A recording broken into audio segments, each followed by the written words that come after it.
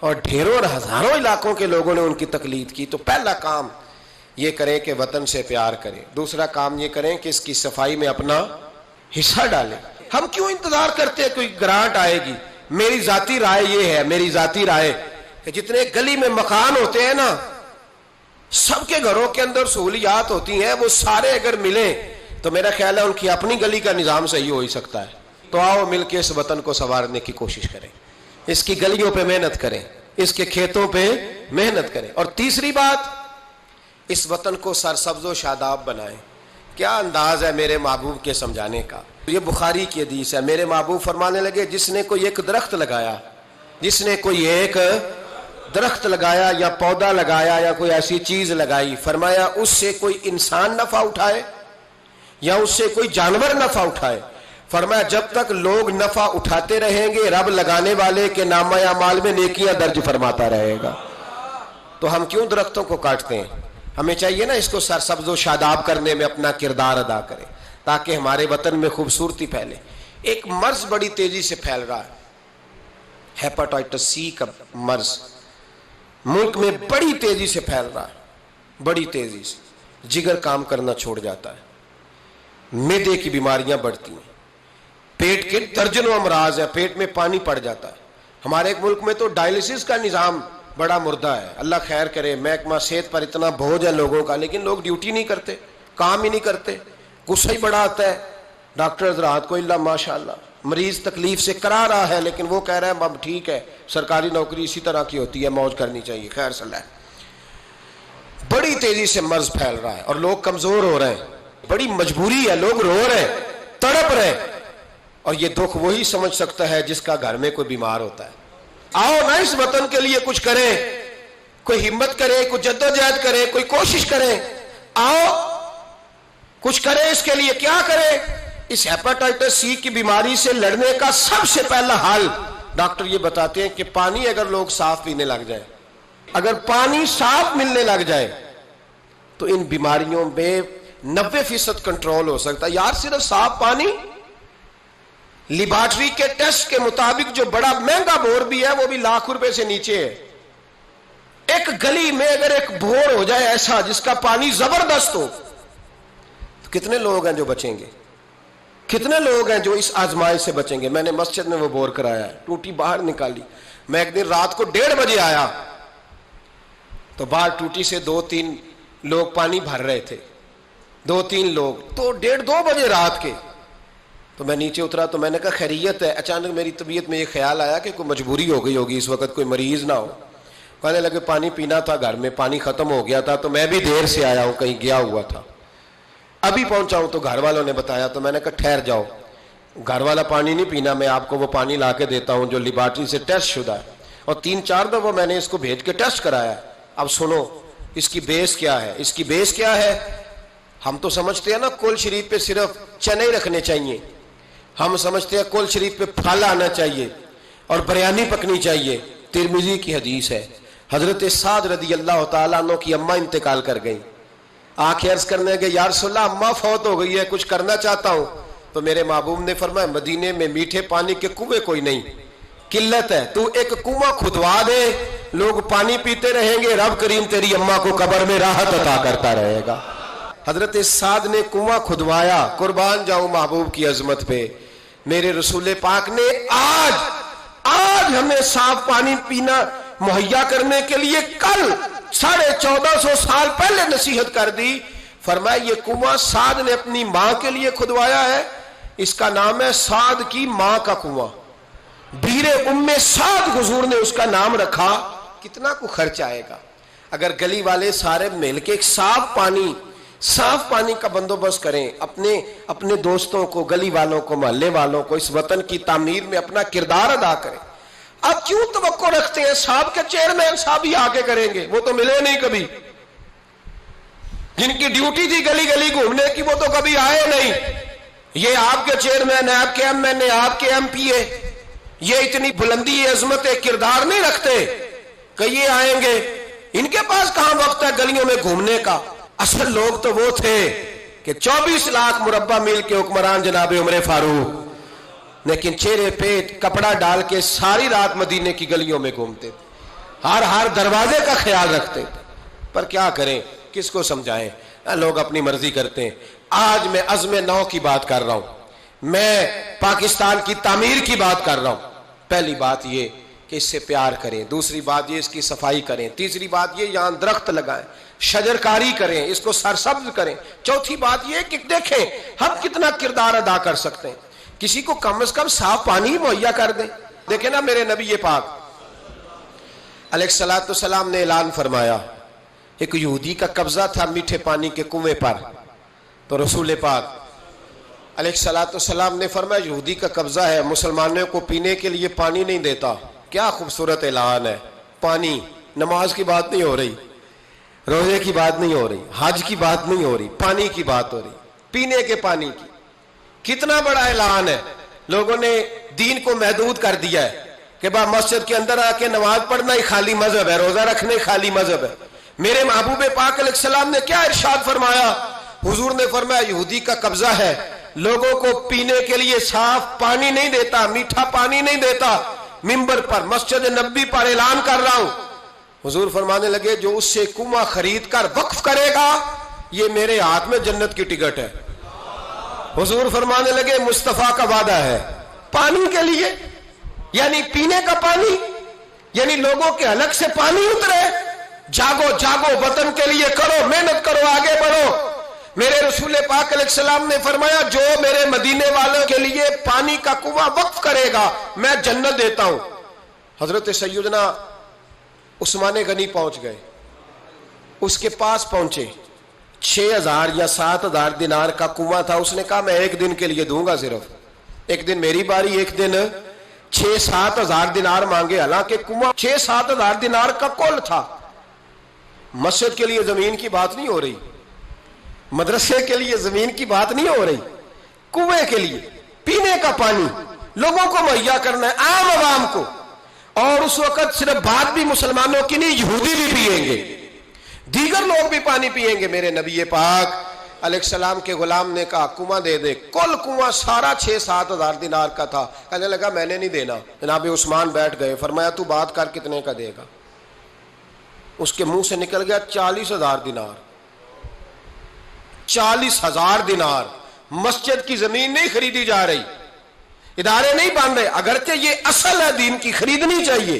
پانی کا کنواں, وطن کی تعمیر. جناب عثمان غنی رضی اللہ تعالیٰ عنہ فرمانے لگے تو نے اپنی اوقات کے مطابق پیسے مانگے, ورنہ میں تو 60,000 دینار لے کے آیا تھا. تیری اوقات اتنی تھی, تو یہودی ہے نا, تمہاری اوقات اتنی ہے, انہیں اوقات کے مطابق مانگے, میں 60,000. اس نے کہا عثمان سمجھ نہیں آئی, ساری زندگی تجارت کرتے رہے ہو, 40,000 دینار کنویں کے لیے. آپ فرمانے لگے تو بے ایمان ہے, تجھے کیا سمجھ آئے گی. اگر کسی کو 40,000 کی جنت کی ٹکٹ ملے, اور ملے بھی نبی پاک کے دستے مبارک سے, فرمایا یہ ہے ارض جنت, یہ طیبہ کی زمین ہے, جنت بھی یہی, مالک جنت بھی یہی ہے. آؤ پاکستان کی تعمیر کریں, آؤ اس کی گلیوں سے کوڑا اٹھائیں, اس سے پیار کریں, اس سے محبت کریں, یہاں درخت لگائیں, یہاں صاف پانی پینے کے لیے بندوبست کریں. اور میرے بھائی, میرا بچہ اگر تعلیم نہیں حاصل کرتا تو ساری انویسٹمنٹ اپنے بچے پر کرنے کی کیا ضرورت ہے. آگے بڑھو نا. وہ جو چائے والے کھوکے پہ چائے تقسیم کر رہا ہے وہ بھی بڑا لائق ہے, اس کے ابے سے ملاقات کرو, اس کو کہو لا یار میں تیرے بچے کا خرچ اٹھاتا ہوں, اس کو اسکول میں داخل کرا. ایک انجینئر ملے گا ملک کو, وہ جو گرمیوں کے موسم میں نا ٹھنڈے پانی کا کولر لے کے بس کے پیچھے بھاگتا ہے نا, اور آواز دیتا ہے ایک گلاس پانی کا لے لو, ایک گلاس. وہ بڑا ذہین بچہ ہوتا ہے, بڑا ذہین ہوتا ہے. اس کی ماں کو بھی بڑا چاؤ ہوتا ہے یہ افسر بن جائے, اس کے پاس پیسے نہیں ہوتے, وہ غریب کا بچہ ہے. اس کو بلاؤ نا, اس کو کہو بیٹے آ.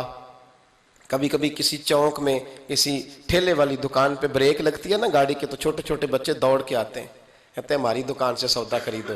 ان میں بڑا ٹیلنٹ ہوتا ہے, بڑے ذہین ہوتے ہیں, لیکن نہ یہ امیر کے بچے ہوتے ہیں, نہ پیر کے ہوتے ہیں, نہ وزیر کے ہوتے ہیں, ان پر کوئی انویسٹمنٹ نہیں کرتا. آؤ آج ارادہ کریں کہ ہم, ضروری تو نہیں کہ میرا بچہ ہی پڑھے, اگر میرا نہیں پڑھتا تو میں کسی کے بچے کو کتابیں خرید کے دے دوں, میں کسی کے بچے پر تھوڑی محنت کروں. آؤ میں تمہیں پھر لے چلوں مدینے کی گلی میں, میرے مصطفیٰ کریم صلی اللہ تعالی. حضور گزر رہے, دن تھا عید کا, عید کے دن حضور گزر رہے تھے اور نبی پاک نے گود میں امام حسن حسین کو بٹھایا ہے، گھوڑے پہ حضور جا رہے ہیں، رستے میں ایک بچے کو روتے ہوئے دیکھ لیا، میرے محبوب نے گھوڑا روکا، 10,000 سے آبا عیدگاہ میں عید کی نماز کے لیے منتظر تھے، حضور نیچے اترے، بیٹے روتے کیوں ہو؟ تو پھر رو پڑا، کہنے لگا یتیم ہوں، ابا انتقال کر گئے، ہر بچے نے نئے کپڑے پہنے ہیں، محبوبہ چچا اور ماموں نے بھی میری طرف دیکھنا پسند نہیں کیا، رو رہا ہوں۔ 10,000 نمازی انتظار کر رہے، 10,000، اور میرے رسول پاک وطن کے غریب بچوں کا خیال کر رہے ہیں۔ حضور گھوڑے سے اترے، بچے کو ہاتھ لگایا، گھر لے گئے، کہا فاطمہ حسن کا کوئی نیا جوڑا پڑا ہے؟ کوئی نیا جوڑا پڑا ہے؟ بی بی صاحبہ کہنے لگی حضور نیا تو پہلے بھی کوئی نہیں تھا، یہ تھوڑا ٹھیک تھا جو میں نے دھلا کے حسن کو ڈالا ہے، آؤ اگر میرا بچہ نہیں پڑھتا تو کسی کے بچوں پہ توجہ کریں۔ میرے محبوب نے فرمایا فاطمہ اس طرح کر، حسن کو وہی والا دوبارہ ڈال دے جو پہلے ڈالا ہوا تھا، اور حسن کے وجود سے یہ کپڑے اتار، یہ کپڑے اتار، اور اس یتیم کے گلے میں یہ کرتا ڈال۔ حضور کیا ملے گا؟ فرمایا جب یتیم راضی ہوتا ہے تو اللہ بھی بڑا ہی راضی ہوتا ہے۔ اس وطن میں ابھی بھی بڑے بچے ہیں جو اسکولوں سے باہر ہیں، ان کی مجبوری ہے، ان کی اماں نے دوائی کھانی ہے، وہ ابھی بھی کھیل مرونڈا لے کے بیچ رہے ہیں، وہ ابھی بھی غبارے بیچنے نکلے ہوئے ہیں۔ اس وطن میں بڑی غربت ہے، بڑا دکھ ہے، بڑی آزمائش، اس پر بڑی باتیں میرے حاشیہ خیال میں ہیں لیکن وقت نہیں ہے، مجھے آگے بڑھنا ہے۔ پھر اس وطن کے دفاع میں اپنا کردار ادا کرو۔ ایک مولوی صاحب بیچارے سیٹ نہیں جیت سکے تو انہوں نے کہا ہم 14 اگست ہی نہیں منائیں گے۔ یہ وہ بے ایمانوں کا گروپ ہے جنہوں نے کہا تھا کہ شکر ہے ہم پاکستان بننے کے گناہ میں شریک نہیں ہوئے۔ کس طرح یہ لوگ پارلیمنٹ میں جاتے ہیں، کس طرح ہمارے نمائندے بن گئے؟ یہ وہ لوگ ہیں جنہوں نے کہا تھا شکر ہے ہم پاکستان بننے کے گناہ میں شریک، اور خواجہ قمر الدین سیالوی کو خط لکھا تھا قائد اعظم نے، امیر ملت پیر جماعت علی شاہ صاحب کو خط لکھا تھا قائد اعظم نے کہ اگر اہل سنت کے پیر مدد نہ کرتے تو پاکستان بن ہی نہیں سکتا تھا۔ ابھی بھی تمہیں ہوش نہیں آئی؟ ابھی بھی تمہیں نہیں پتا کہ پاکستان کے دوست کون ہے اور دشمن ہے؟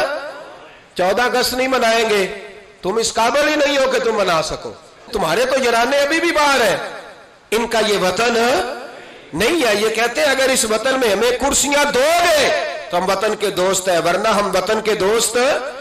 اللہ کی عزت کی قسم ہمارے مشائخ نے کبھی کرسی نہیں مانگی، لیکن اس وطن میں جتنا کردار اہل سنت کے بزرگوں نے ادا کیا ہے کوئی دوسرا کر ہی نہیں سکتا۔ وہ کہتے ہیں 14 اگست نہیں منائیں گے، تو منا بھی نہیں سکتا اور تجھے منانی چاہیے بھی، اس لیے کہ تمہارا اس وطن سے کوئی تعلق ہے۔ یہ امیر ملت پیر جماعت علی شاہ صاحب کا وطن ہے، یہ محدث اعظم پاکستان مولانا سردار احمد کا وطن ہے، یہ خواجہ قمر الدین سیالوی کا وطن ہے، تمہارا وطن ہے، تم وہیں چلے جاؤ جہاں سے تم آئے ہو، وہیں تم اچھے لگتے ہو۔ تو میرے بھائی وطن کی دفاع، وطن کی حفاظت، نوجوان ضرور اس بات پر توجہ کریں۔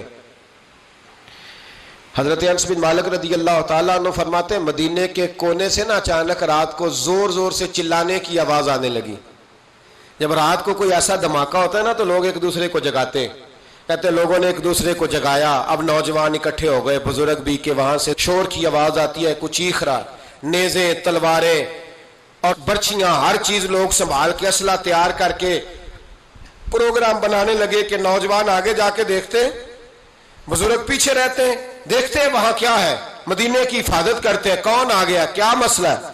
کہتے ہیں ہم ابھی پروگرام بنا ہی رہے تھے، آگے بڑھنے ہی لگے تھے کہ ہم نے دیکھا، اچانک ہماری نظریں اٹھی، ہم حیران ہو گئے کہ جس طرف ہم جانا چاہ رہے تھے نبی پاک ادھر سے ہو کے واپس آ رہے ہیں، اور اکیلے نبی پاک، ہاتھ میں نیزہ ہے، ہم ابھی جانا چاہ رہے تھے اور حضور ہو کے واپس آ رہے ہیں، اور حضور فرمانے لگے چپ کر کے سو جاؤ، کچھ بھی نہیں، جانور لڑ پڑے تھے آپس میں، میں دیکھ آیا ہوں، کچھ بھی نہیں ہے۔ حضرت انس بن مالک فرماتے ہیں ہم غور سے حضور کا چہرہ دیکھنے لگے، اور پھر ہمیں سمجھ آئی کہ مصطفیٰ کو اس وطن کی حفاظت کا کتنا خیال ہے۔ حضور نے ہمیں سکھایا ہے کہ جب وطن پر آفت آئے تو سوچنا نہیں ہے، غور نہیں کرنا، سب سے پہلے آگے بڑھنا ہے، آگے بڑھنا ہے، آگے بڑھ کے وطن کے دفاع کے لیے اپنا پیش کرنا ہے۔ پاکستان سے پیار کریں، پاکستان کا کوڑا اٹھائیں، پاکستان کی مٹی سے پیار کریں، پاکستان میں درخت لگائیں، پاکستان میں غریبوں کی مدد کریں، جو بچہ محلے کا غریب سکول نہیں جاتا، محلے دار مل کے حفاظت کرے اس بچے کی، اس بچے کو سکول میں داخل کرائے، بچوں کے اچھے مستقبل کے لیے جدوجہد کریں، صاف پینے کا پانی مہیا کریں۔ ہمارا وطن ہے، ہمیں اس کو آگے لے کے چلنا ہے۔ 14 اگست پہ یہ پیغام ہے، یہ میسیج ہے کہ تھوڑا تھوڑا کر کے اس وطن کی تعمیر میں اپنا کردار ادا کریں، اس کی گلیوں کو سجائیں سواریں، کبھی سڑک پر ریپر نہ پھینکیں، کبھی شاپر نہ گرائیں، کبھی کسی گندگی سے اس وطن کو آلودہ نہ کریں۔ میرے عرب کو آئی ٹھنڈی ہوا جہاں سے، میرا وہی وطن ہے، میرا وہی وطن ہے۔ اقبال کہا کرتے تھے کہ حضور کو یہاں سے ٹھنڈی ہوائیں آئی ہیں، اس وطن کے لیے اپنا کردار ادا کریں۔ دیکھیں آپ اور میں کیا کر سکتے ہیں، وہ سارا کچھ کریں۔ میری گزارش ہے کہ کم از کم 5 بچے پڑھانے کا عہد کرے ایک بندہ، ان کا آپ تعلیمی خرچ اٹھا سکیں، تب کتابیں لے کے دے سکیں، تب کوشش کریں کہ 5 بچے کم از کم۔ ہو سکتا ہے ایسا؟ اگر ہر پاکستانی 5 بچے پڑھانے کا ارادہ کر لینا تو لاکھوں بچے اسکولوں میں دوبارہ سے چلے جائیں گے، لاکھوں بچے۔ تھوڑا تھوڑا خیال کرے، اور اگر کوئی وہ کام کرے جو امام اعظم کرتے تھے، غریب کے بچے کو لے آتے تھے اور فرماتے تھے میں تیرے گھر کا خرچہ دوں گا، تو تعلیم حاصل کر، اسی کو وظائف کہا جاتا ہے۔ یہ کام کریں۔ میری دعا ہے یہ وطن قیامت کی صبح تک قائم رہے اور اس وطن سے روشنیاں پھوٹتی رہیں، یہ امت مسلمہ کی قیادت کرے۔ آخر دعوانا ان الحمدللہ رب العالمین۔